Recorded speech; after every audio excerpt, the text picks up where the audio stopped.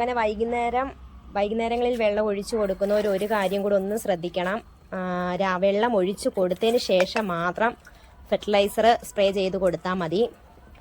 നമ്മൾ വെള്ളം ഒഴിക്കുമ്പം ചിലപ്പം ചെടിയുടെ ഇലയിലും ഒക്കെ വീണ് പോയി കഴിഞ്ഞാൽ പിന്നെ നമ്മൾ ആ ഫെർട്ടിലൈസർ അടിച്ചത് കൊണ്ട് ഒരു പ്രയോജനവും. അതുകൊണ്ട് നമ്മൾ വെള്ളമൊക്കെ ഒഴിച്ചു കൊടുത്തതിന് ശേഷം മാത്രം ഫെർട്ടിലൈസർ അടിച്ചു കൊടുത്താൽ മതി.